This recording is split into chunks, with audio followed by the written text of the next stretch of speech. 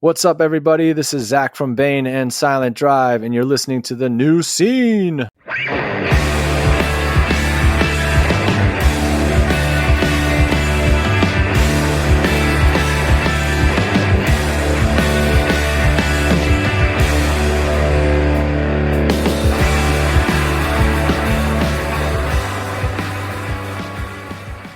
Hello, everybody, and welcome to The New Scene. This is Keith. And Tommy.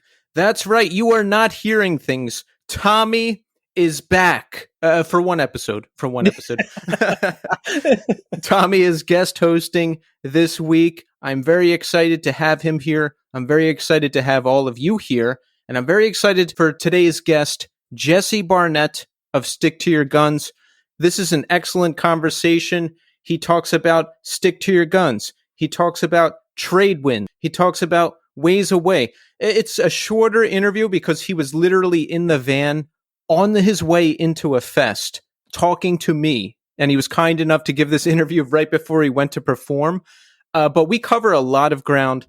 It's a great conversation.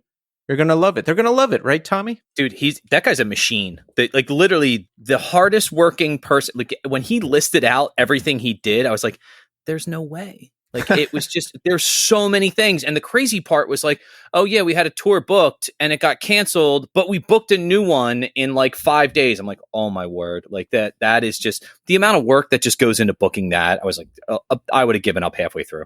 Yeah, super hardworking dude. Great bands. He's doing a lot, and that's coming up in a minute. Okay, so quickly, if you want to support The New Scene, we've got shirts over at Death Wish Inc. Head to the store, search The New Scene, and our wonderful selection of shirts will pop up. Tommy, have you seen the new shirts?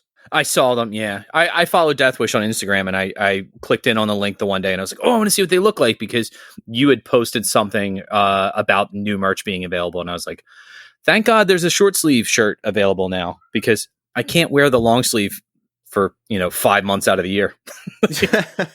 Yeah, so many people asked for t-shirts. They're here. Go pick one up. It's a great way to support the show. And reviews. Tommy, we are still pushing for 100, even since you left, but we're getting closer. Open your Apple Podcast or Spotify application, hit the 5-star button, and if you write a nice review on Apple Podcasts, I'll read it on the air. Those are the two best ways you can support us right now. And support Iodine Recordings. They're a wonderful label. They've got great bands. Hey Thanks is out on tour right now. Check out Hey Thanks on social media. Go catch them. They're one of my favorite bands right now. Their record is one of my favorite this year. Great band. There's plenty going on at Iodine. Check them out at iodinerecords.com or Iodine Recordings on Instagram. Tons of great stuff coming from that label all the time. So here's the deal. We're going to jump into the interview with Jesse in a second, but make sure you check back in with me and Tommy in segment 3, because I have to reveal something to everybody. Tommy and I have not really spoken since he left the show. Now, we've texted, we've talked about random things, we've done this and that, but Tommy, we have not sat down and had a conversation about you leaving the show and how we felt and all that kind of stuff yet. No, we haven't had like a full, no, definitely. Yeah, so, I mean, everything's cool. We're still friends. There's nothing wrong, but we haven't had that conversation yet. So we are going to have that conversation in segment 3, and I'm very excited because there's a lot of questions I want to ask Tommy and things I've been thinking about, and I will ask you those, Tommy. Sounds great. I'm excited. I can't wait. Yeah, so check back in with us. We'll be here, but right now, we are going to speak to Jesse Barnett of Stick to Your Guns. Enjoy. We are here now with Jesse Barnett. Jesse, welcome to the show. Hey, thank you so much for having me. It's wonderful to have you here, Jesse. I think you might be the single busiest person in music. I have been researching you. We've got Stick to Your Guns. We've got Trade Wind. We've got Wish You Were Here. We've got Ways Away. I think you even own a bookstore. And I'm talking to you. You're in a van right now on the way to a show. And look, we're going to cover all that stuff. But first, Jesse, let me ask you, how are you doing today?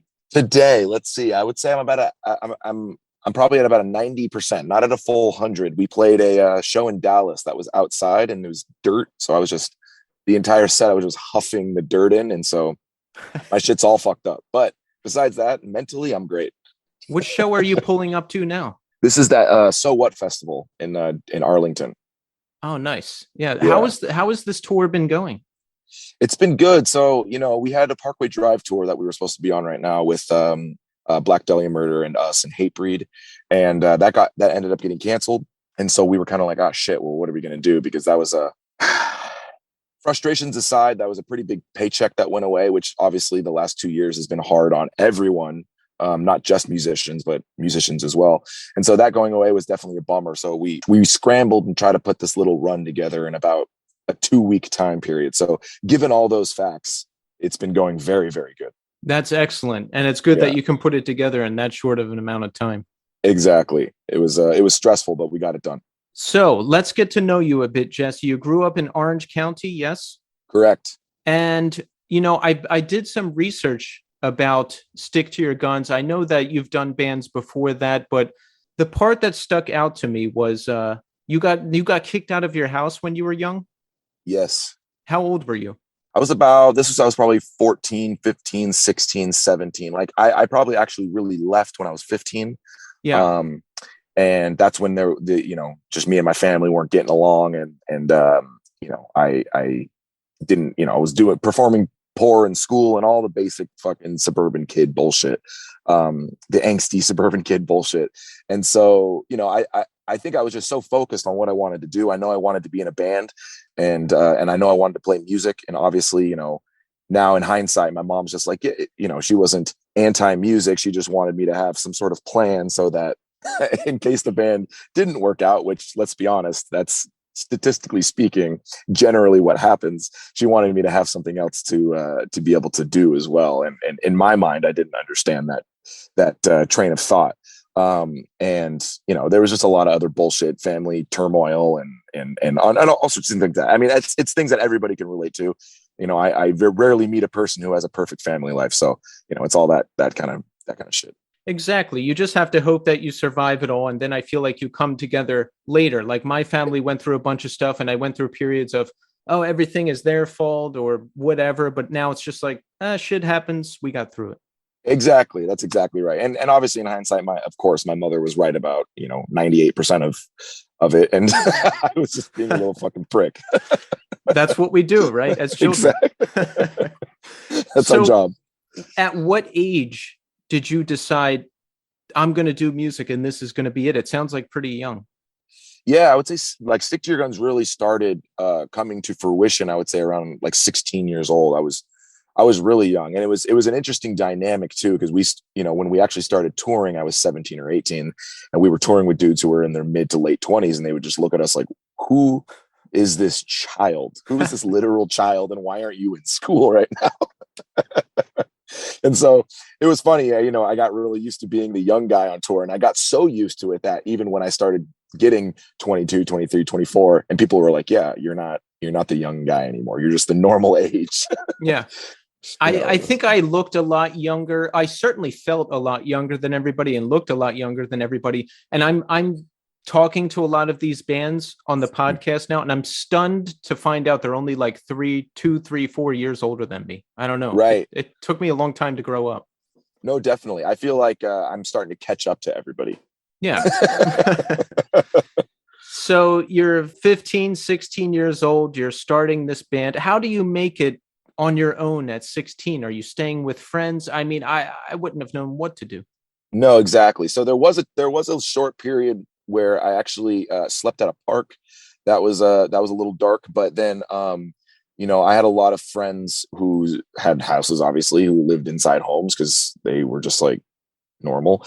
And so I would stay with them, and I would just kind of like do my thing, and I would go from house to house and kind of just like couch surf and shit like that. And yeah, so that's kind of what I would do. I find it pretty incredible that at that young of an age, you have the focus, you figure out what you want to do, and you just start doing it. So what were you doing at that time to get this band going and make your dream realized?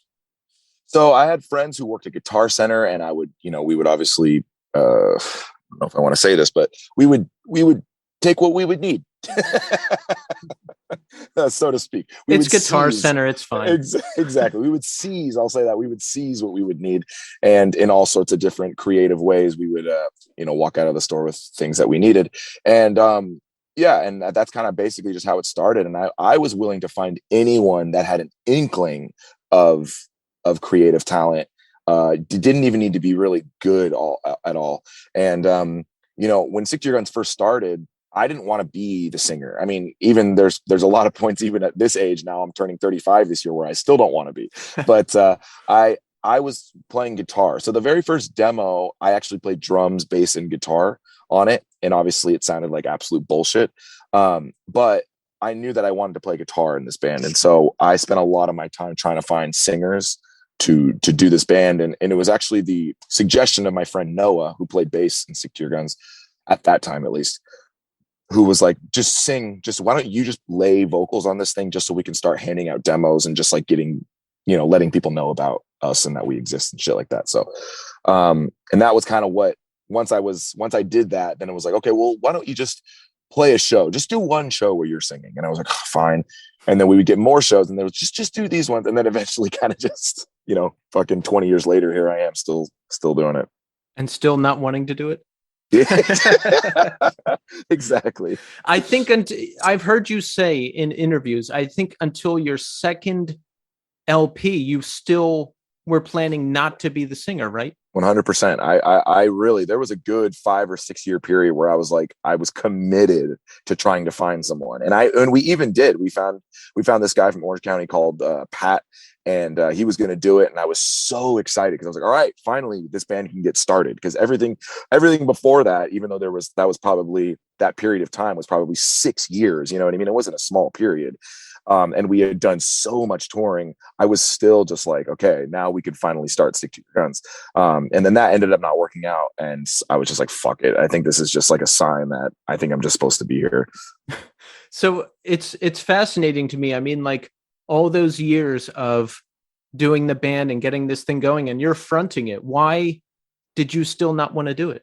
Because I felt awkward. I felt really awkward. I hated hearing my voice over the microphone. I hated standing on stage. Like, when a show's going bad, a guitar player can just turn around, or a drummer can just look down. Like, I have to face, you know what I mean? I have to face it. And like, I still deal with my own anxieties, as everybody does. And being, they say like people fear public speaking, more than they fear death or whatever. There's that fucking, statistic or whatever. And that was very real. Like I was this weird, anxious kid with fucking, ADHD or whatever, or so I was told. And I just, I didn't like it. I didn't want to be center of attention guy. I didn't want to be the singer. I didn't feel like I was cut out for it. And plus, beyond that, I felt kind of bored, really, if not having a guitar in my hands. Which honestly, you said at the beginning of the podcast, it's like, that's why I have Wish We Were Here and Tradewind and Ways Away, all in which I play guitar in. So it's like, I feel like I started those projects because I wasn't getting that kind of fulfillment out of Stick to Your Guns itself, even though I was like still involved in the actual musical writing process of Stick to Your Guns. I wanted to play live, so. I think what you're doing is the ideal situation. That's like everything you're doing in my perfect imagined life is what I would be doing. Heavy band, experimental band, solo band, and then record label, like all that stuff. Because I like you, have very varied tastes. I listen to a lot of different things. Yeah, absolutely. I mean, I think that's, they say variety is the spice of life or whatever. And it's like, I genuinely believe that. I have different parts of my brain. We all do. And we all have different ways we like to express ourselves. And so the fact that I have all these different ways that I can express myself, I feel very, very fortunate. And getting older is something I've very much enjoyed. And I understand that the anxiety that getting older brings to a lot of other people. But like, I'm lucky that I haven't felt that, at least not yet. I'm sure there will be a point in my life where I'm like, holy shit, I'm 50. How did I get here? But, at least for the time being, I've loved getting older, and I've loved exploring different things and trying different things and all that kind of stuff. Same here. The thing I love most about getting older is I can afford to make my dreams a reality, Sure. 100%. Like this year, I was like, I want to try live streaming. So I bought a gaming PC and a HD webcam and some lights, and I did it. And, Right. most of my life, honestly, I was kind of a mess. So it was just like I was getting by. And then at age 35, I pulled my act together and I just turned age 40 and I feel like I've hit the stride. So like I've heard you say, I'm enjoying each year of getting older each year more than the last. Absolutely. And I'm going to give you some advice that was given to me, or not you, maybe a listener. Anybody. Yeah, exactly. Anyone had some advice. So I play in that band Ways Away with this guy named Sergey Lupkov, and he's older. He had some bands in the '90s that I really looked up to. He still plays in that band Sam I Am, which is like one of my favorite bands. But he told me he's Jewish, and he had grandparents who were in the Holocaust and they escaped and all these kinds of things. And he was talking about how his grandfather told him, like, yo, don't start taking life too seriously until you get into your late 30s or 40s. Like everything up until then, just explore. You know what I mean? Just figure out who you are and what you want to be. Because I think that there is a very big culture here in America or in the West that's like, okay, in your 20s, you got to figure out what the hell you're doing. And it's like, when I was 25, I was just as stupid as I was when I was 16. You know what I mean? Like, that's not a time to be, at least for me, like that your teens and your 20s and your early 30s. Like, this is still time to, there's this idea that it's like, oh, time's running out. We got to figure it out. And everything's, and I see these 20-nothing-year-old kids that I interact with becoming so fucking stressed out because they feel like they have to have their whole life set up by this certain time. And it's just like, I think that when Sergi told me that really, I feel like I always knew that, but it really clicked, especially given the context of which he was told that in. It's like, you never know what life is going to throw at you. So if you spend your young years stressing and freaking out about everything, you're going to eventually get older and go, ah, shit, I blew that, didn't I? You know what I mean? It's like, so that's my biggest advice for young people. It's just like, obviously do what you want. If you feel like you need to stress and figure your shit out as soon as possible, whatever, that's your heart's desire. But my advice would be, don't take it too seriously until you start getting into your late 30s and 40s and then being like, okay, what do I want to do? How do I want to support myself? And obviously, like, it's different for everyone. And that statement I just said could come off as classist sounding, because obviously there's people who live in poverty and aren't afforded the same luxuries or privileges that some of us have. So, life is confusing. And I think that ultimately we should just be on this earth to exist, to support one another and try to just live these happy lives to the best of our abilities. I think those are great sentiments and great advice. I'm totally with you. And also just chasing your dreams and making them happen like you did, and I think the earlier you get started with that and you realize it, the better. Like when I was younger, I was waiting for the perfect situation, and the perfect situation's never going to come. Like I saw my friends in these established bands and I was like, oh, well, when guys that good come along to grab me, like then I'll start a band. No, I didn't realize that you have to start with the people that you know and your friends and anyone who's willing to work with you and build from there. Absolutely. And I think that's an amazing, you learn that firsthand, and that's the best way to learn something, right? Because it's like, everyone always is waiting for this perfect moment. And it's like every day is a series of moments that you can fight and win, instead of just waiting for that one, spending every day training for that one moment to come. It's like, no, today is that moment. So exactly. Get to it.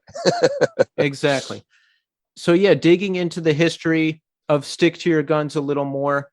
There was a moment where I think you're 18 years old, right? And you've got a contract offer either with Century Media or Ferret Records, right? Correct. Yes. Now, were you like freaking out? That would have been my dream come true. All of my favorite bands were on those labels. You're 18 years old. You're kicked out of your house. You're doing this band, and you've got these two great offers. Yeah, I mean, here's the thing. In hindsight, they weren't really great offers. It was more so I was too young to understand. I had the same sentiment that you had, where it's like, these are two very established labels that all have these bands who I grew up listening to and loving and still love on them. So I was almost like, it doesn't really matter what the contract says. You know what I mean? Like, it doesn't matter what you're going to how you're going to rob me. I'm just down to be a part of it.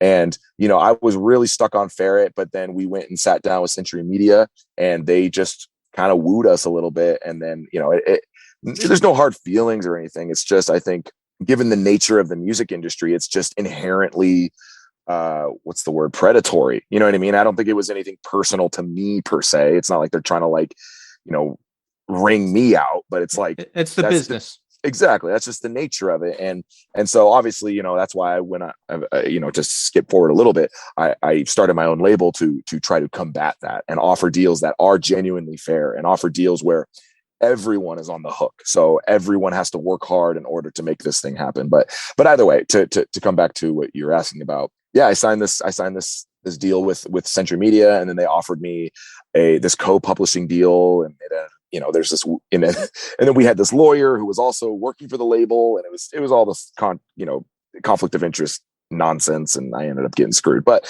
either way, we're here now, and that was a learning lesson, and you know, now I'm better equipped to protect myself. Yeah, it's almost like it shouldn't be, but it's like almost something every band has to go through.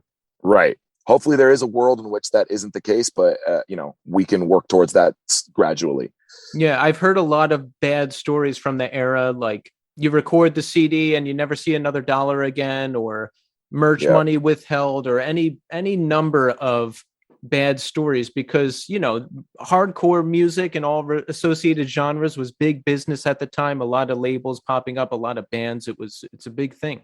No, for sure. And I think that's what was happening, is like, you had these people who were like, fuck, hardcore used to be this thing that was just only played in dingy basements. And now it's like, you know, especially with bands like Stick to Your Guns, it's like, we're not a straightforward hardcore band. Like we have other aspects to us, and we were inspired by other bands as well. So we kind of gained this weird following, this eclectic following of different types of people who listen to different types of music. And so, you know, we would go on tour, and you know, we're drawing 600 kids, and at a time when that really, I mean, that was definitely happening, but like, I don't know, I think people just saw like, holy shit, I think this hardcore metalcore trajectory is really kind of taken off. So, you know, obviously there's going to be people who come and try to profit off of that. Exactly. How did the band do on Century Media? And I ask because back in the day, Century Media was like strictly metal. And I've heard stories a couple of times of random hardcore bands that would get signed to Century Media, but things never really took off because it was a more metal focused label. Was that your experience? Yeah, no, I mean, I would say the benefit really was in Europe. I think that their presence in the States was kind of just whatever. I think they were kind of running off of credibility of what they had done in the US, whereas in Europe, given the fact that the guy who started the label is a European dude, I think he had a better grasp on the market out there. And, you know, to this day, I mean, you could probably trace back the fact that Europe is our biggest market to this day. You could probably trace that back all the way to Century Media because of that. You know, they understood how to market bands to Europeans, and so you know, when we're in a different level of band in Europe than we are in the States, or really anywhere else for that matter.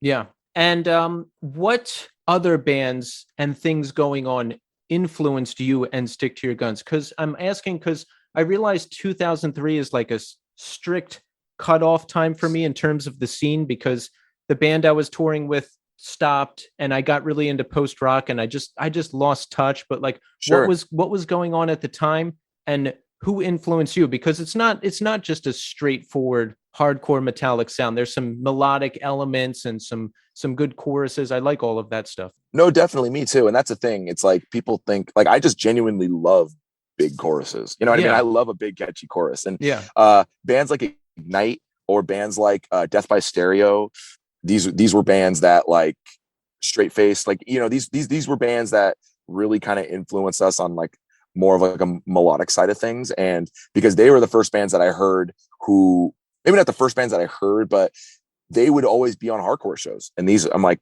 damn, like you have these like hard ass bands, and then you have these other bands coming up who have the same kind of energy, but they're doing something completely different. It was really weird to me. It's like, they look like hardcore kids. They play like hardcore kids, but they're singing these insane melodies. You know what I mean? And so that's really what opened my mind up to that, to what the toolbox of hardcore could really be. Instead of just a hammer, you know what I mean? Which I love. I'm not saying that in any sort of like condescending or derogatory way. Right. But for me personally, I like the fact that I was like, oh fuck, I could still do the hammer shit, but then also like I can sing and I can offer maybe something else. Yeah, I'm with you on that. For the music I write personally, I like to introduce structure into the Sure. world of chaos. You know, Right. I like great song structure. I like choruses. I like repeatable phrases that you can understand. I like introducing some of that structure into the madness. Yes, definitely. And I'm the same way. Like, and I think for hardcore too, especially for a music that, at least for me, is supposed to have a message. You know, making sure that you're driving your point home is important. You know what I mean? So Mm-hmm. let's make it catchy. Let's not make it like too obscure or whatever. And having said that, you know, there's bands like Botch that I loved, and you know, there's like those kinds of bands that I love as well. And you mentioned, you know, you mentioned post rock earlier, and you know, some of my favorite bands are like Mogwai and Explosions and Godspeed You Black Emperor and things like that. So I as well have an eclectic taste, and I'm always trying to find the way that I could push the boundary to try to add those different kinds of elements in. Obviously, sometimes it's just you just can't. But you know, sometimes when I try to find a cool way to add this like Godspeedy part into a fucking stick to your gun song, I really feel proud of that kind of stuff. You know? Yeah, there's moments, or even if it's like you're trying to put an element in, but it becomes something else completely. Exactly. That's the element. Exactly. Now, and because of that, we've now made it our own. You know what I mean? So yeah, I think that's important. You and the band have been outspoken politically on different issues that you support, and that's a very upfront thing.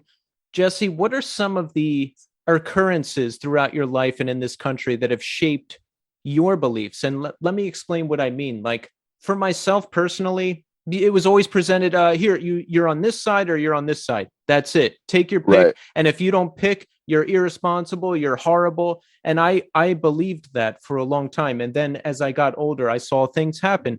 I saw the financial collapse happen. And then I saw them just give billions of dollars to these banks to cover it all up. And Right. then I saw different elections, and I just saw things not changing. I saw wages not rising. And now with social media and Twitter, I found like-minded people. And it's like the veil is lifted and I can see everything that's going on. And that's kind of what made me land where I am today. How about you? Yeah, definitely. I think there was a lot of things that led to it. You know, my dad fought in Vietnam, and seeing the way that this country had treated him after he had done something like that, which personally, and this might bum out people, which I don't mind, I side with Vietnam on that war. I think we never should have been there. I think that the national liberation movement that Ho Chi Minh and General Giap were fighting over there was an honorable one, which they ended up winning. They decolonized themselves, and that they just, every country should have the right to sovereignty.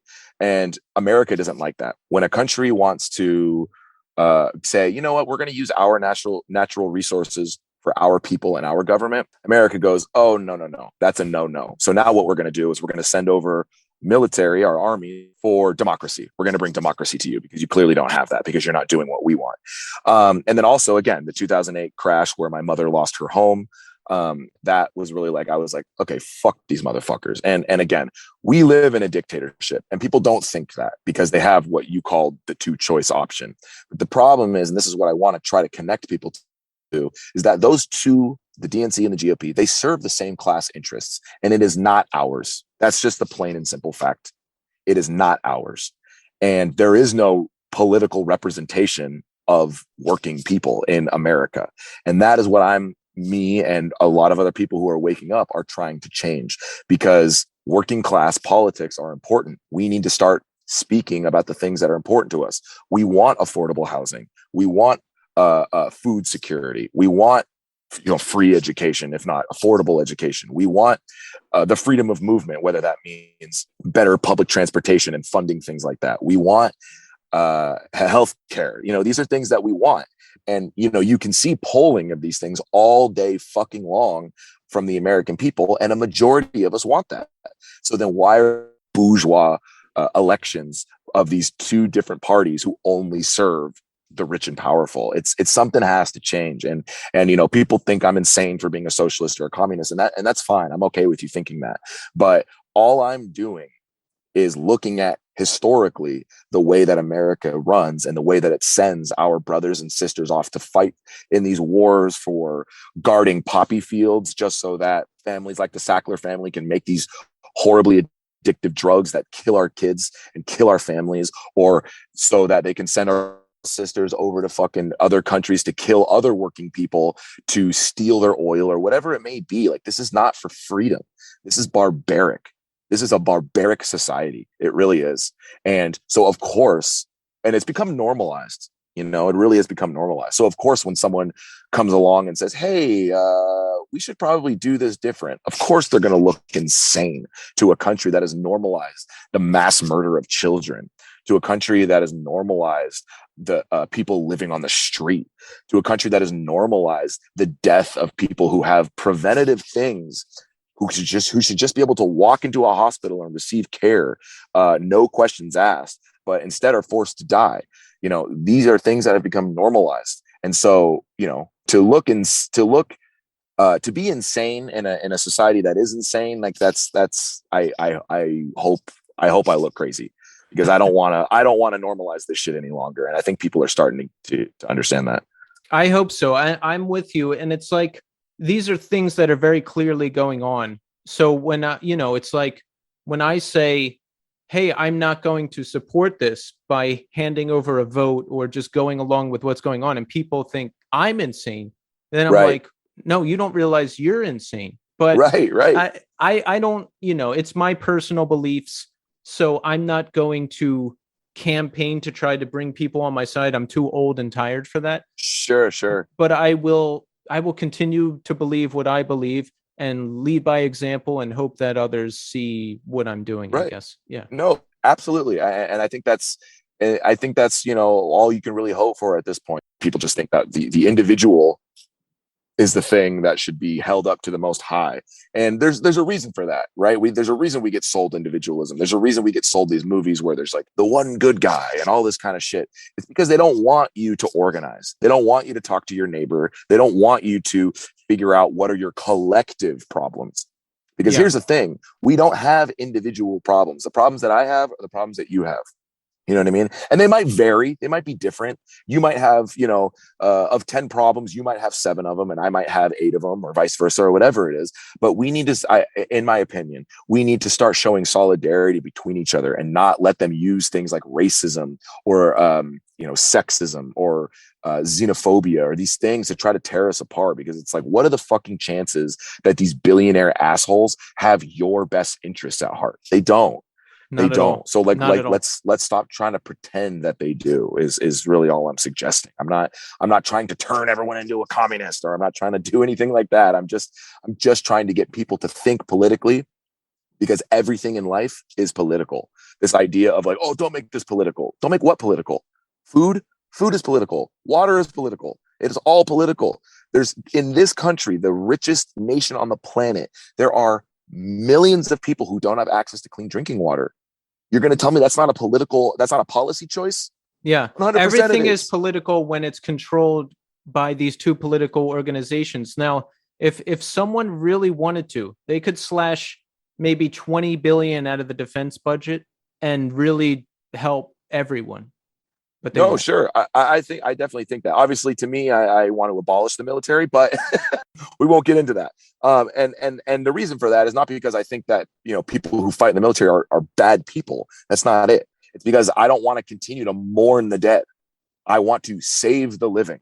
That's what I want to do. I've seen every single person on my dad's side of the family, poor Mexicans, forced to fight in this military. You know what I mean? And they have PTSD because of it. They're all fucked up. You know what I mean? So it's like I have a firsthand account of this shit, and I'm tired of seeing it. That's one thing I try to do more, is support everybody as people and not get tied up in, oh, if you don't like this, then you hate all of this type of deal. And what I mean is like, I used to be like, oh, if this person doesn't hold my exact political beliefs, they must be a piece of crap. No, like with that is stuff people are conditioned with. So I just try to see the good in people and realize that most of us have a lot in common, and by doing that, I hope to get away from all the games. No, 100%. And it's also important to understand that there are different realities being lived in America. And, instead of trying to, poor people, like, for example, like in Los Angeles, instead of being like, oh, all your problems that you're talking about, those aren't true because they don't apply to me. The only thing I do is I just try to listen, and then I go and see what they're talking about. And it's pretty amazing that people who live 2 miles down the road from where I live, they don't have access to clean drinking water. They don't have access to bus routes. They don't have access to healthy food. They live in food deserts. You know what I mean? And also, being poor is incredibly expensive. You know what I mean? It's like these upper middle class moms get to go to Costco and buy things for pennies on the dollar, whereas there's other people who don't have those kinds of. They got to go to the corner store and buy 4 rolls of toilet paper for $12. Mm-hmm. You know what I mean? So it's there are contexts that we need to start understanding of other people that are living in these realities in America, instead of just denying them or trying to be like, oh, well, I don't see it that way, so what you're going through doesn't exist. It's like all that's got to stop. People have a hard time seeing something outside their own reality, and I wish that wasn't the case. I know, and it's again, I think that just circles back to our fetishizing of individualism. It's like, this is everyone in America is the main character of their own story. You know what I mean? And it's like, we gotta break out of that. And here's the thing. People want to talk about like, oh, well, it's just, I'm going to give a fuck about me and just worry about my shit. If we all had better transportation, better healthcare, better housing, better access to food, better all health, all that shit, do you have any idea what that would do for the individual and how much the individual would thrive? Mm-hmm. But we're not going to be able to do that if we don't first solve our collective problems. You know what I'm saying? 100%. Know, Maslow's hierarchy of needs. I forget what it is: shelter, food, and then love, and then self-actualization. 100%. You can't move to one without the other. Exactly. And that's been a big issue with me, and because I do believe that spirituality is important. Mm-hmm. And I don't think you can be on this side of things that I am politically without having a sense of spirituality. But like, another problem that I have with like these spiritual types of folks is they don't want to address those things. They just want to say like, oh, you're on the street. Well, just follow Buddha and you'll be fine, or just follow Jesus and you'll be fine. It's like, motherfucker, get that person into a house and give them what they need, and then they can start working on the self-actualization part, like what you were talking about. So exactly. For those listening, Keith has been trying to make this interview happen for a while, and I have just been dodging him because Tor has been insane. He's been incredibly patient. So, let's give a little round of applause for Keith there. Yes. Appreciate you, bro. I'll take it. I'll take any accolades I can get all the time. But all right, so we've got some time left here. Jesse, we've got some new things coming up. We've got a new Stick to Your Guns album coming out. Spectre is going to be out July 29th via Pure Noise Records. Yes? Yes. So we have to get that. We have to listen to that. Now, folks, there's a couple new singles out there, Weapon and More of Us Than Them. We want to listen to those. Tell us a little bit about the album, Jesse, some of the inspiration. Tell us what to expect. Definitely. So yeah, the album is definitely a politically charged one, which should not be a surprise to anyone. But also, it is me trying to add in those aspects of spirituality that I'm talking about. For example, like with the song like Weapon, like saying my heart is the weapon. Like that is what I will use to try to lead me and guide me. Obviously, there are times you need to use your mind, your brain a little bit more than you use your heart. But I truly do believe that, and to trust your instincts. And if something feels wrong or something feels bad or something like that, or to not try to deny, like one of the lines I say in Weapon is hate fuels the love in me. And a lot of people are like, well, how's that possible? Well, it's like, I hate seeing people sleep outside. I hate that. So that is going to fuel an act of love to try to get these people things that they need. And again, this isn't me trying to pat myself on the back or whatever. This is just me. I'm tired of seeing this. I'm tired of seeing human beings treated as disposable things that can just be thrown away. And I know a lot of people are. I know that a lot of people are. And I always say that about me and my drummer George joke about how the GOP is always right for the wrong reasons. It's like Republicans in Los Angeles, they hate seeing people sleep outside. And so do I. You know what I mean? I think that's we can agree on that. We don't want to see people sleeping outside. The GOP, unfortunately, at least most of them think that it's because these people are scum, drug addicts, pieces of shit that just need to be euthanized. Where I'm saying I think that these people just need resources, and then we can then better bring people back into society to be active members of that society. But that's neither here nor there, for at least for this conversation. And then also more of us than them is people know, like, hey, and we often feel defeated by the Coke and Pepsi choices that we have, but we can think. I see every day the human creativity and the human innovation that happens. Like, we are such creative motherfuckers. Like, let's think of something better. Let's throw this away and think of something better, and there are more of us than them. There are. So let's do what's best for the more, and let's not worry so much about them who are plundering the fucking world every day and making a majority of our lives miserable. There is certainly much room for improvement. I think we have some outdated ways of doing things, and that we need to start thinking about some new and better ways of doing them. Right, exactly. In a creative, fun and creative way. You know what I mean? Like, I'm not so humorless that I think that everything has to be like, miserable and all that kind of shit. Like, let's try to add the joy back to our lives. You know what I'm saying? Exactly. So, Tradewind had an album out last year, The Day We Got What We Deserved. How's that been going? That's been going great too. Like, that's, that was kind of we got together. Tradewind is a funny band because we don't have a lot of time, because every member of that band is also in other projects. So we kind of just get together in these super short periods of time and just shit out these songs. And, it's kind of cool. I kind of like the process that way, because you don't overthink and you kind of just like really go with your gut. You know what I mean? Yeah. And we've been able to create some cool stuff. Yeah, I really like what the band is doing. What is some of the stuff that inspired the band initially? It's really just my one of my best friends, Tom Williams, who plays in Straight from the Path. He was, him and I just have toured together so much with Secure Guns and Straight from the Path, and he was kind of like, I like different kinds of music, you like different kinds of music, let's fucking give it a go. Yeah, you know what I mean? It was kind of as simple as that. And you have a new band, Ways Away. What is this band? What will it sound like? What can we expect from the band? Yeah, definitely. So we released an LP last year, and we have a new one coming out hopefully this year. But or actually, I think we released our first LP in 2020.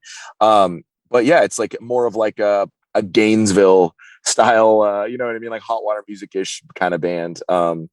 And that's, like I said earlier, I quoted my friend Sergey Lubkov, who played in Knapsack, and he plays in Sam I Am, and that it's kind of his brainchild, and I was brought into this thing, and those are two bands that I, to this day, still fucking love. So the fact that I get to play with him is a dream come true. Excellent. And did you open the bookstore? Yes, the bookstore is open. Yes. How do you open a bookstore? Do you buy the store and then you have to get a bunch of books, or did you get it as it is? What's the process? So the idea of really for the bookstore is it's not so much a bookstore as it is a community space, and we offer free food to people. We offer free clothing. We give people rides to the DMV. We give them rides to the doctor's appointment. We even offer money to a lot of the locals who need money for medications and things like this. So it's more of a community space where people come together and we talk about all sorts of different things. And we talk about, like what I was saying earlier, those creative ways in which we think that we can change our neighborhoods or change our cities or change our state or change our country or ultimately change our world, and that's how it starts, one foot in front of the other. A group of 5 people can eventually lead to a very big movement, so that's all we're hoping to do with that. I love that. Not only are you speaking out on all the things that are important to you, but you're actually giving back to the community as well. I mean, that's everything. Yeah, and that's super important to me, and these are things that I wish my mother could have had access to too. And when she was going through her hard time as well, trying to raise all of us. So, it's a very dear project to my heart, and something that I work on every single day, even when I'm on tour. Yes. And folks, Jesse is very busy. Stick to Your Guns have the record coming out. They're on tour right now. I see him sitting in the van outside the show. So we're going to be wrapping it up. So you're heading to Europe tomorrow, right? Yep. Fly to Europe tomorrow. And then you're going to be back because you're playing Furnace Fest in September. That's going to be fun, right? Oh my gosh, I cannot wait. Have you ever been down there? We've played. It's in Alabama, right? We've played Alabama, never Furnace Fest. Okay, you're going to love it. Yeah, it's an unbelievable grounds. And Hell yeah. so to quickly recap, because Jesse has to get onto the show, we want to check out Stick to Your Guns. We want to listen to the new album Spectre, which is out July 29th. We have to check out Tradewind. If we have not, great band. Wish You Were Here, Jesse's solo work. We want to hear that. Ways Away. They've got a record out and another one coming. Go to the bookstore. Give back. Oh, and last but not least, we have to support the label, right? Other People Records. That's right. Yes, you're doing it all, Jesse, and you're doing it all very well. I appreciate you, brother. Jesse, I just want to say thank you so much for making the time for us. Good luck with everything, and talk to you soon. I appreciate you.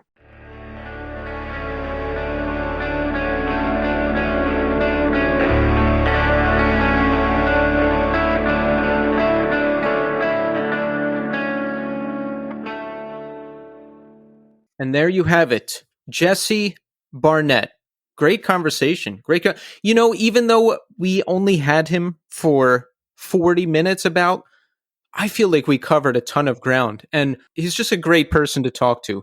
Super nice, super busy, like we were talking about before. I mean, you've got Stick to Your Guns, you've got Tradewind, you've got Ways Away, you have his solo work in Wish You Were Here, you've got the bookstore now, you've got the record label. He's doing it all.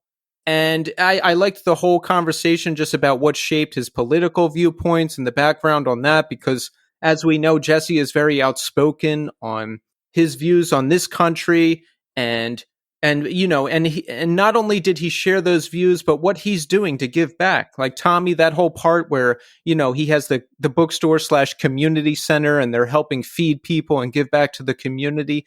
He's not only talking about things, he's doing things. I just loved the conversation. It was great. Yeah, it's like that place in Philly that they used to have. Remember it was right off of South Street. It was called Wooden Shoe, and it was like the anarchist people ran it, and it was like nobody worked there. It was just all volunteers. Everybody that worked there was unbelievably kind and would point you in the right direction. Like, hey, I'm looking for something on this. It was like, I love that. You have guests on that are not only voicing their opinions, but like they stand behind them and put their money where their mouth is. 100%. And Tommy, I know you loved that Costco mention from Jesse in the interview. And how funny is it that you just happened to co-host this episode and there's a Costco mention? That's fate. That is fate. I was at Costco this morning. I know you were. I bought some new clothes to go back to work. I bought some Ben Sherman polos and a couple dress shirts and some new khakis. It's going to be phenomenal. I mean, you're going to be ready. You're going to be fresh. All right. So Tommy and I want to do a debrief here because Tommy, do you know it's been only 4 months since you left the show? Can you believe that? No, it feels like a lot longer. I counted the time because I knew you were going to be on and I could not believe it. It feels like way longer because there's so much stuff. There's so much stuff I had to go through and just, dealing with things. And I'm going to get to that in a second. But do you know what it's time for now, Tommy? Oh, no. Yeah, I do.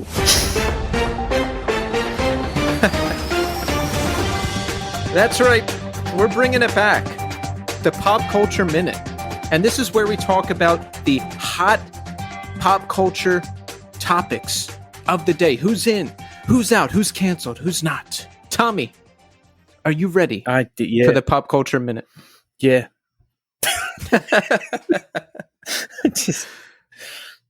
You don't sound excited. What's wrong? I already can tell you I have a pop culture thing that was already told to me today, which was Kelly came up to me and she goes, do you know Pete Davidson and Kim Kardashian aren't dating anymore? That's it. That's what we're going to talk about. Oh, that fucked it up. Yes. All right, never mind. Just play the bet again. Tommy, Skeet Davidson and Kim Kardashian are done. Your thoughts? Share with us. I mean, he got a bunch of tattoos with her name and stuff, didn't he? Apparently, I saw a meme where he was disappointed that he got tattoos of her and all the kids, and he seems to be pretty quick to get tattoos of anyone he's dating with. That's probably not the greatest idea. Oh, yeah. No, that's kind of the death knell for any kind of relationship is like, let me get your initials on you. Nope. Wait till you're together for like 15 years, then maybe. But my wife and I will get matching tattoos on our 15th anniversary, which is next year. Yeah. I think you two are going to be just fine. But what do you think of Skeet Davidson and Kim Kardashian? Now, I know you're a big Kanye West fan. Now, some of those feelings may factor in. Lay it on us, Tommy. I'll be honest with you. I don't have any real opinion about him other than I saw a preview. I didn't see the whole thing, but I saw a preview for that movie that he was in, that King of Staten Island. He seems like he's really funny. I mean, I guess I wish him the best. She seems like a horrible person for so many different reasons. I really kind of can't even start to enumerate, but I don't. There's something about her that I know is appealing to people because she is attractive, but at the same time, she really is. She seems like a terrible person, just in general. How so? She seems to use people for whatever her modus operandi is in the moment. Who's the best rapper in the game? Okay, I'm going to go with Kanye. Like I'm going to go with Ye now because he's the best one. And then, drop him because, well, he's crazy. admittedly so. He's a nut. Like, I mean, I didn't foresee that relationship. I didn't see them having kids, but like that was kind of crazy. But at the same time, I think with Pete Davidson, he's been really cool about. I remember seeing a thing from Weekend Update, I guess maybe a year or two ago, where he was talking about his sobriety, and I wish him all the best because I hope this is not something that kind of triggers him and gets him back in like using again. But good luck. Yeah. My thoughts on this, when you're in Hollywood, as these two are, no, you know what? Forget Hollywood. Okay, they were both in big relationships, right? Pete Davidson was with Ariana Grande. Kim Kardashian was with Kanye West. And those relationships ended, so they ended up with each other, right? And you know how when people get out of a relationship, they'll be like the intermediary relationship or relationships before they settle on the relationship. You know what I'm saying? Yeah. This was the intermediary relationship. And it makes for great headlines. I mean, Pete Davidson and Kim Kardashian. Look, we're talking about it. Yeah, I just I don't get it. Like like when I see him, I go, okay, he looks like a normal dude. She seems like she's. I'm surprised she was with him because he's like goofy and a comedian, and he looks kind of like a normal dude. Yeah. But she's like a supermodel type. Yeah, she looks, obviously she's like primped and proper every time you see her. Yeah. She seems very high maintenance. Yeah. And I feel like he would be like, I don't want to deal with this lady getting ready for 6 hours. Like, I'm trying to go out and have fun with my friends and like make jokes. But, to each his own, man. Like that, with that kind of stuff, like you never understand why people are with other people. I've seen relationships with the people I work with where I go, they introduce their significant other and you look at them and go, really? like you just are like, that's not the person I imagined you with. But at the same time, I don't live your life. So best of luck. I don't know what else to tell you. Like I think with him, like he seems like such a down to earth, like normal everyday guy. And she seems so Instagram. She's like super Hollywood. Like worlds we can't even comprehend. Yeah, like her hair is perfect every time. Like she lives a life where she walks out of the house and she walks out of the house knowing that she's going to be photographed. Whereas I wore a tank top and flip-flops today to go buy strawberries and other stuff at Costco. Like to me, I feel like it would be like a regular guy dating, the most famous person in the world, and it's like, it's hard to imagine how it went right for how long were they together? A year? Yeah, something like that. Yeah, it's hard to imagine it went to that right for a year. I would have thought it would have been like a month. Well, we wish them both the best, and Tommy, that was it. That was the Pop Culture Minute, where we discussed the hot topics of the day, and we did. And Tommy, I will bring this bit back every time you were on the show, because I know how much you love it. Oh, thanks. I did one after you left, and it was okay, but it just wasn't the same. It's Oh. not the same without your disappointment at the whole bit. My complete. I need to play off of you. Yeah. It's just my complete disapproval of like, ugh. Yeah, that's what makes it fun. Well, if you've been listening since the beginning, Tommy left the show back in March. And Tommy, I haven't really talked to you about the whole thing at all. We haven't had like a debrief, so let's do that now. Oh, and let me point out first, I was hoping Tommy wouldn't mention this, or I was hoping Tommy wouldn't notice this, but the episode he was last on. Oh yeah, it was it was called Good Riddance. It was the dude from Good Riddance. Yeah, it was Russ Rankin from Good Riddance, and I saw that and I was like, oh no, I hope he doesn't notice. And then a couple of days later, he texted me. He's like, the last episode I was on is Good Riddance, and I was like, it's a bad coincidence.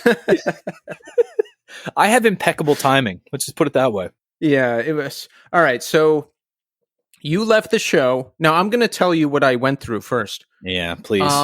I was like really depressed. Not like insane depressed like I was late last year, but I was depressed. Like I felt kind of sick to my stomach for, I would say, a week. It was like somewhere a week to 2 weeks. Yeah. I can't remember. A week, 2 weeks, one of those.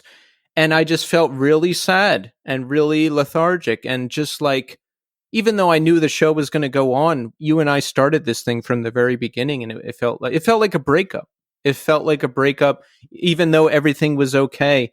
And but then after like a week or two, I snapped out of it, and I was like, oh, back to work. I echo that. I felt roughly the same way.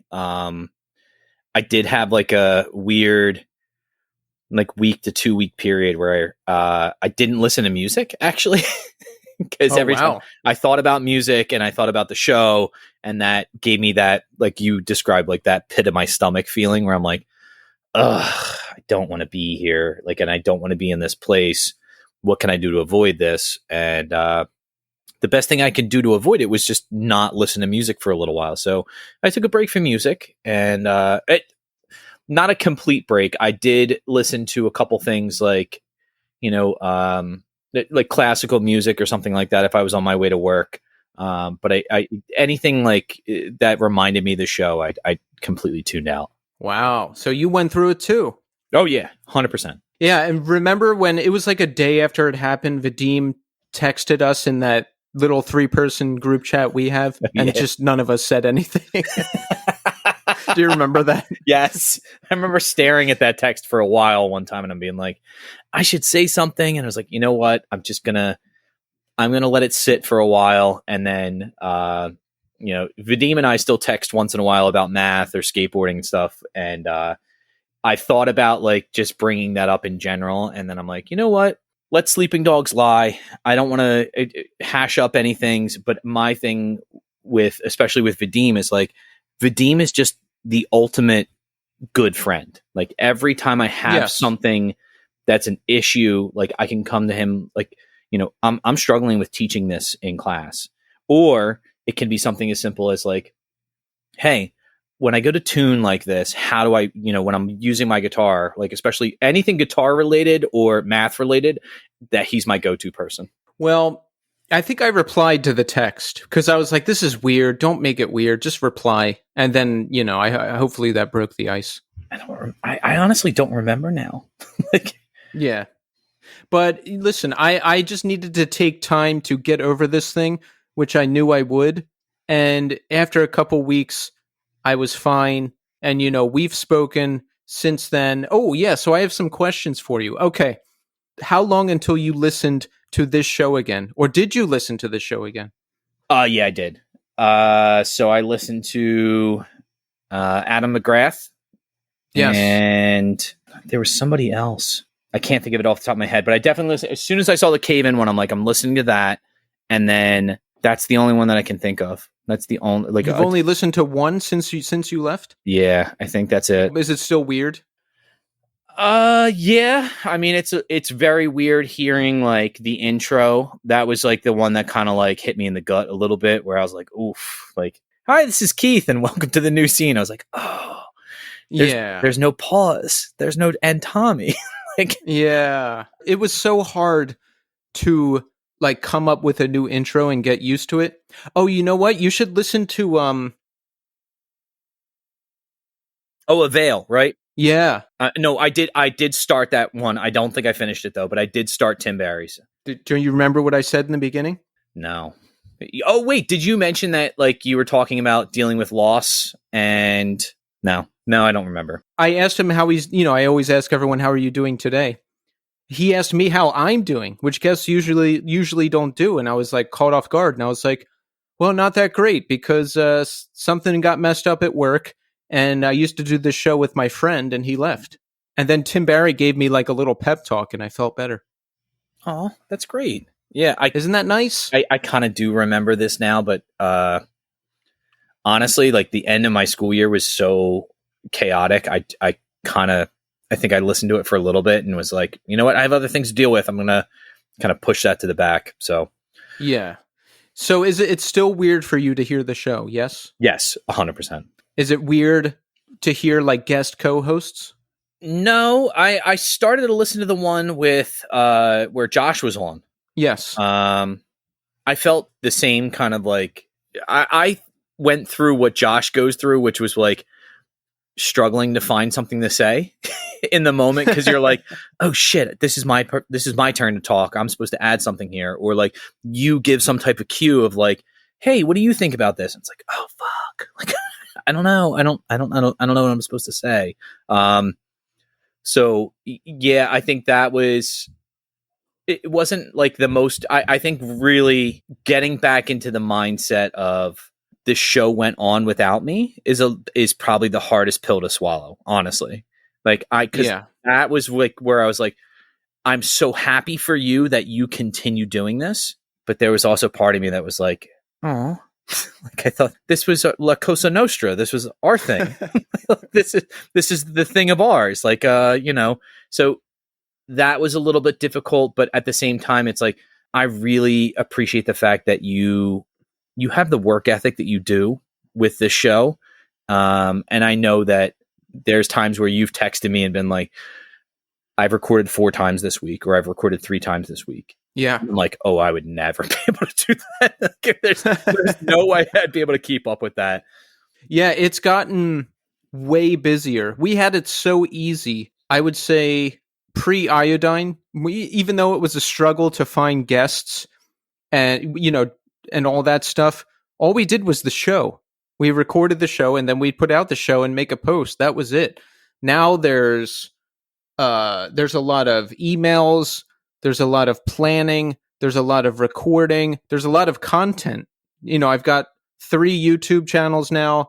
I've got reels that I make, there's posts, there's like It takes up basically my whole weekend now too, or not the whole weekend, but a lot of it. But I mean, this is what I do, so I don't mind. Yeah, that's where I remember, like when we first started working with Iodine, talking about like making the graphics, and remember you sending them to me, being like, "All right, this is what they sent over," and I was like, "Oh, okay, great." And you're like, "All right, well, I guess I'm going to have to learn how to use Photoshop to be able to do these," and I'm like, "Oof." Okay, well, I'm not going to do that. Like, there's no way I'm doing that. So, this has always been for you. Like it's been so much work, but you love the work. So like, it doesn't necessarily, and I don't want to put words in your mouth, but like, I know that you enjoy this so much. That it doesn't necessarily feel like a chore. I know that this is what I do. Like some people watch sports, some people play sports, some people go out and have drinks with their friends. This is what I do. Like this is what I do for enjoyment. Yeah. I love it. And I will say that every time I see you on Twitch, I try to log on. Yes. Now, to our listeners, Tommy is the greatest because he is the only person who comes to my Twitch streams. No, that's wrong. All right. He is the only person who comes to my Twitch streams and chats. And Tommy, I appreciate that because that helps me. So if there's any of my Twitch lurkers out there, just drop a couple messages in the chat and say hi or something because that helps me. Like if I get 3 people chatting in the chat at the same time, it I reached like some new achievement or something. Ooh. Yeah. Well, that's what I will say this with Instagram. I always try to, when I see a post, I always drop a couple hearts in there. I love that. And just to up your engagement just a little bit. You know what? I appreciate that. And I do that for other people too. And that's why you're the best, Tommy. That's why you're the best. And there's a show conspiracy theory out there, Tommy. And I want you to confirm or disprove it. Are you ready? Let's go. The conspiracy theory is that you did not leave the show because you were too busy at home. That it may have been for other reasons. Is that true or is that not true? Oh, that is not true. I welcome anybody that has that theory, come to my house for 10 hours. Actually, just 45 minutes. I'll give you 45 minutes and watch the chaos, the circus that is my home, and then go, yeah, everything's okay. Like, that's actually, everything he said makes sense. I know it's true, and you know why? Oh, wait, actually, this is interesting. Now, you said you had to leave because the show was taking up too much time, which it is. You know, we were doing 2 interviews a week sometimes, and your whole night would be taken over by this show, and you've got 3 kids. But what I told people is, no, he didn't take the job. He did not take the job because that was going to take time away from his family. So I know he's telling the truth, but this could be a shocking reveal. Did you take the new job? I did not.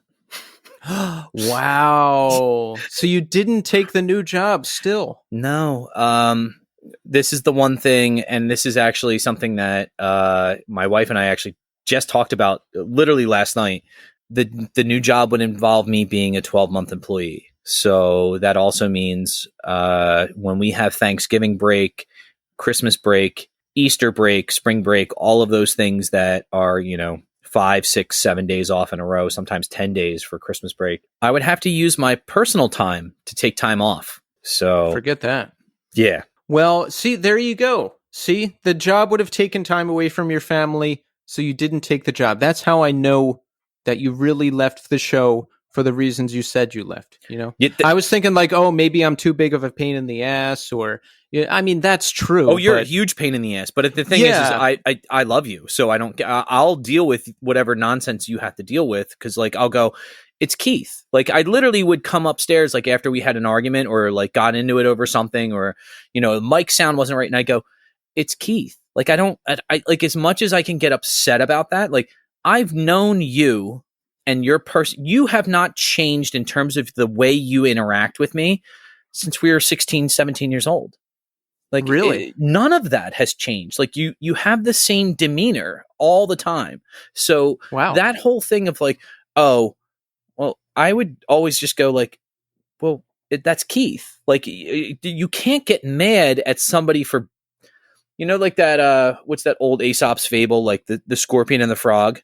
Like, yeah. It's like the frog takes the ride from the scorpion, or the scorpion takes the ride from the frog, and then the frog gets stung, and then the scorpion's like, what would you expect? I'm a scorpion. Like, we're both going to drown now. And it's like, I knew what I was getting into doing this show with you. Like, you are a perfectionist. And I think a large part of like why I wanted to do this with you is because, one, I love you and you're so much fun to be around, and having conversations with you is always interesting. And then 2, like, you really are super like into like the details of something. Like, you don't just go like, oh, I like this, or I think this sounds okay. Like, okay is never good for you. Like, you want perfection. I'm like, well, if there's anything I'm going to be a part of, like, this is it. Like, because I know that Keith will always put out a product that's unbelievable. Like, it's going to be, people are going to hear it and go, that sounds great. Content's great. Guest is great. Keith obviously did his research. Tommy's funny sometimes. No, you're funny all the time, first of all. And you're really gassing me up right now. Tommy, we should get married. What do you think? Oof. All right. No, never mind. You're too busy. You're too busy. You don't need any more headaches. Oh, can we tell them about the fight? I don't know if we mentioned the fight on the air. I can't remember, but Tommy and I had an argument shortly before he left the show about something show related, like a logistics thing. Oh, yeah. And we were going to have the conversation on the air because I thought it would be interesting and, for the listeners. and it turned into a 30-minute blowout fight, the worst fight we've ever had. And I had to scrap the whole thing. I still have the recording, Tommy. You sent it to me, and I remember listening back to it. And I listened to about 3 or 4 minutes of it, and I went, "No, I'm not. I'm not listening to." Because one, I sound like an ass. I sound like a complete dickhead. And then on top of that, I started getting angry all over again. I was like, "This is." There's so many things I would wish I had been like, "No, this is the right thing." And I'm like, this is so dumb. Like, I'm getting angry at a recording. This is silly. Put it away. Stop. Do some push-ups and go to sleep, dummy. Like, stop. Like, this is, I really got to the point with that argument where I was like, you know what? I think it was so many things of not just you and I having the conflict that normally arises from doing a creative venture together, right? Yeah. It was also like, I had all these other things happening at the same time. And a lot of it was just like raising a family, being married, running a household. Like, there was a lot of shit. There was a lot of conversations that weren't happening, and everything came to a head at once. 100%. Yeah. The conversations that weren't happening weren't just between you and I. Like, it was literally it was literally my wife and I not communicating well about my time in the house and like where I was and what I was doing. And I think a lot of this came down to, I had to kind of sit back and think, am I really being honest about my communication? Like, my communication was like, okay, I can squash this for another week, another month, another 3 months, or however long. And then what ends up happening every single time is it explodes. And, the problem was that, my wife and I were having an issue with the amount of time I was spending with the show. And not only that, but I was getting frustrated with, I wasn't on time sometimes. And it was like, dude, like, I suck at being on time. But when you tell me I suck at being on time, I don't want to fucking hear it. It's like, all right, if you come over my house and my mom screams at you, I'll be like, mommy, stop. And then we walk outside and you're like, wow, your mom's a bitch. I'll be like, bro, you fucking say another word about my mother, I'm going to fucking knock your teeth out. Like, you can talk shit about whoever you want, but when it's my family, I'm like, oh my God. But the problem was that I didn't vent any of that stuff out loud to the people around me. And, you were only a portion of that. And, it was work, it was home, it was the podcast, all of it just kind of came to a head, and it just, it didn't go well. Let's just put it that way. But by the way, those tapes will never see the light of day. They're like the Timothy Treadwell bear attack tapes. They will never be unearthed. They will never be aired. It's not good. So just forget about it. No one can ever listen to this. No one. Destroy this. You must never let anyone to listen to this. Exactly. It's that bad. It is bad. It's bad. It's vile. Like, there's a couple times where I was surprised by what you said, and then I was like shocked by what I said in response. And I was like, we got nasty. Our feelings were hurt, so we got nasty. But listen, everything's good now, and I think this is all for the best. Tommy, this is like we were in a passionate relationship together, but it just didn't work out. Yeah. And then we let some time go by. And now, like, I'm dating someone new and you're dating someone new and we're like all friends. I think it's one of those type of situations. We all ran into each other at a diner and we're going to sit down and have a meal. Exactly. And we even make plans sometimes. Hey, we're going to go to this restaurant, or hey, we're going to do this. I love the analogy. It's a good analogy. All right. So Tommy still listens to the show occasionally, but it's still weird. Oh, do you think the show is better now or worse now? Just basing it just on the Adam McGrath interview, it's better. But again, it's also, I think.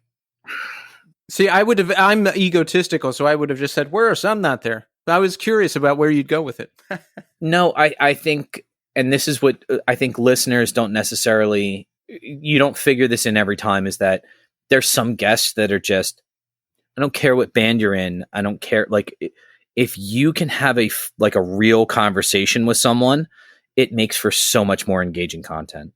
And Adam was just able to flow through things and talk about stuff in a way that was not only engaging, but he kind of set the hook early with certain things of like, we're going to talk about this. And then really got into the meat of things, and you were like, oh shit, that's what I was waiting for. And it's like, Yeah, you know what? First, that's probably my favorite interview I've done, like overall recently, just because I was dying to have that conversation.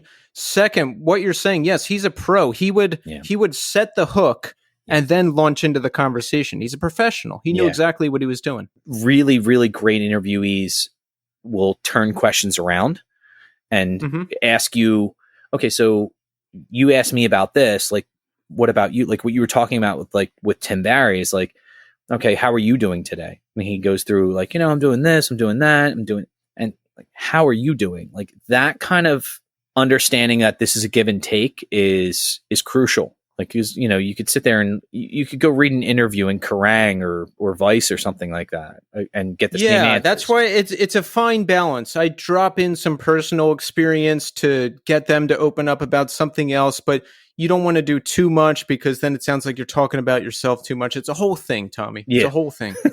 Oh, what are you listening to lately? We forgot to talk about that in the beginning. I'm curious. Oh, I have to open up my Amazon Music.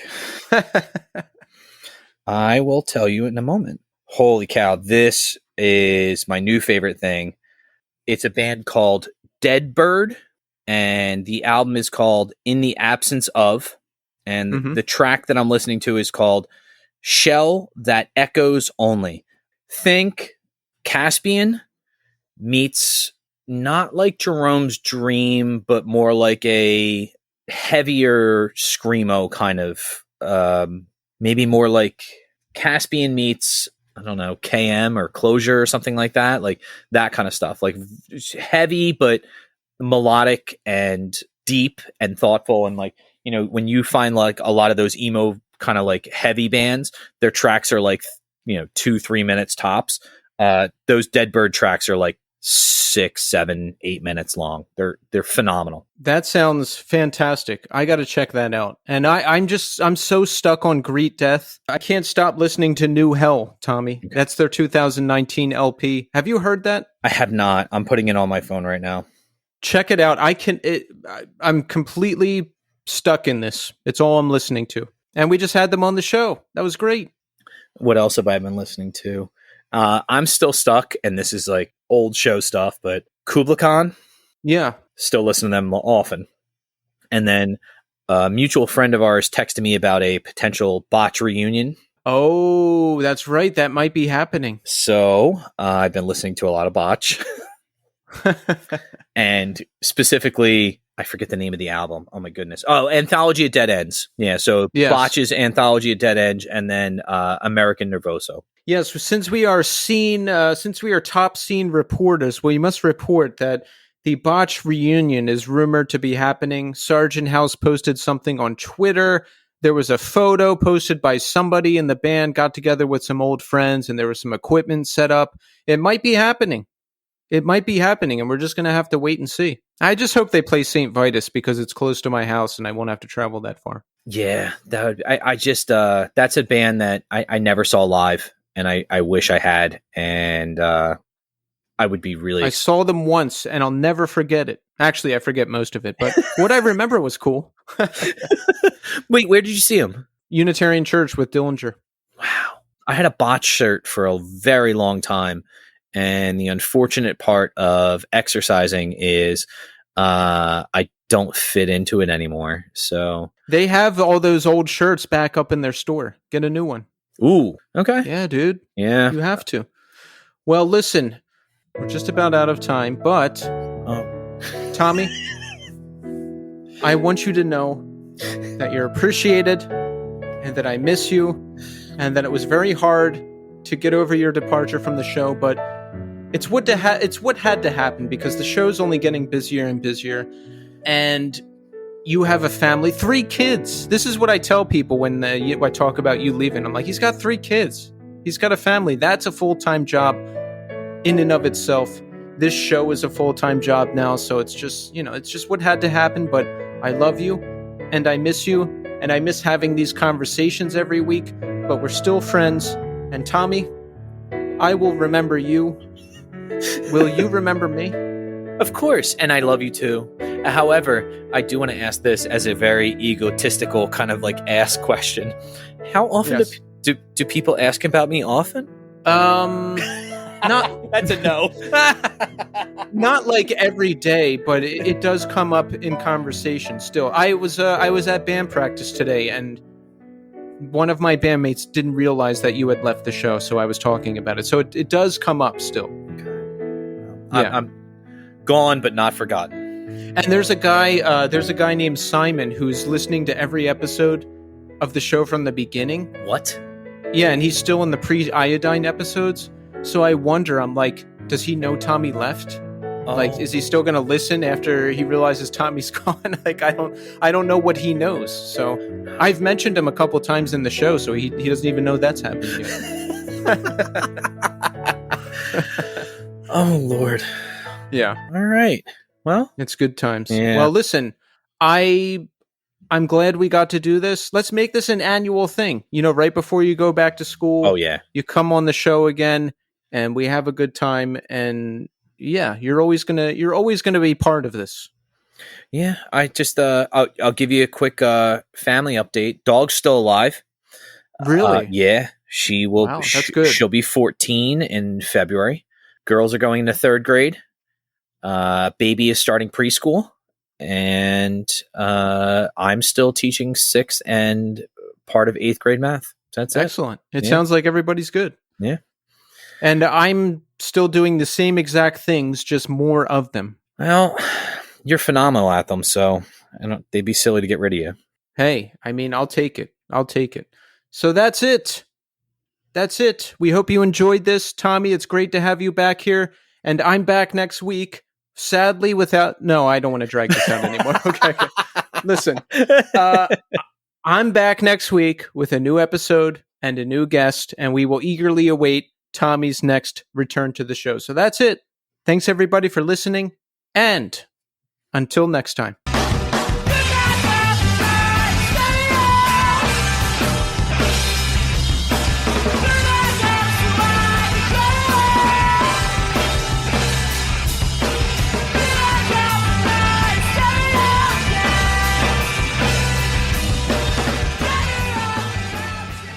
Kubla Khan put out that new EP. It is called Swan Song. Yes. And it features Scott Vogel from Terror. Scott Vogel. Is it Vogel? Vogel. He's not French.